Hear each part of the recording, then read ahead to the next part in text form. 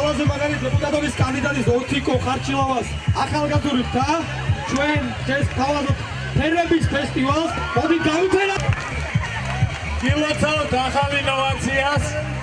მინდა რომ ყველა დღე იყოს უფრო ლამაზი და დღეს ჩაეყარა ფოთში ახალ საწყის სათავე. ეს არის ახალგაზრდული სიცოცხლე, ეს არის თქვენი სიცოცხლე, თქვენი ეს ქალაქი, თქვენი იქნება 8 ოქტომბრიდან სრულიად ფოთი და ეს ქვეყანა და გამოიყენეთ.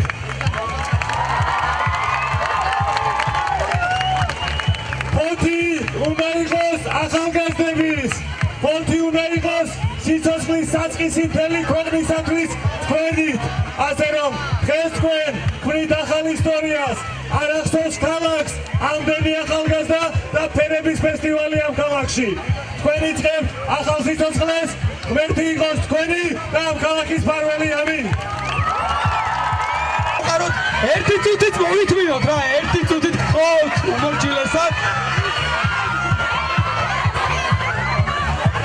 ერთმანეთს დავივლოთ ხოთ, რომ ძალიან მაგარი და ლამაზი და გრანდიოზული გამოვიდეს.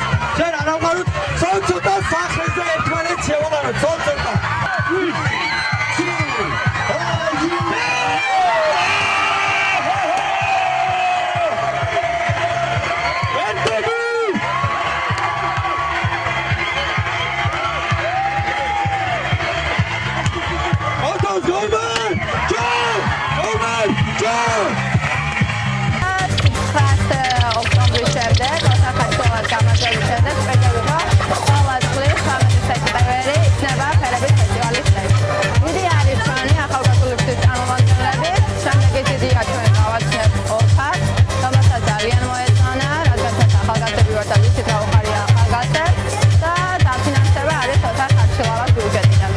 უცვლელად გეტყვით, რომ ოთარ ხარჩილავას დღეს ქალაქის ახალგაზრდობის 80% უჭერს ხარს და ეთელმა ფოთმა იცის.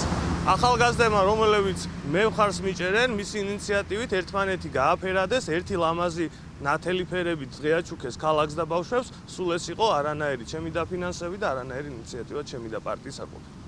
ანუ თქვენი მხრიდან არ მომხდარა დარიგება ამ ფერების და არც ფლაიერები დარიგებულა? ეს საერთოდ სიცრუეა, მე მსგავსი ინფორმაცია პირველად მესმის, რასაც მეუბნებით მართლა და მე არ ვქობ ინფორმაციას და არ ვადასტურებ რა თქმა უნდა. დაუდით სამსახური იყო და არა, ჯერ ჩემთან პირადად არავინ არ მოსულა და არ დამგავშვა. გამჭვირვალობა საქართველოსდან?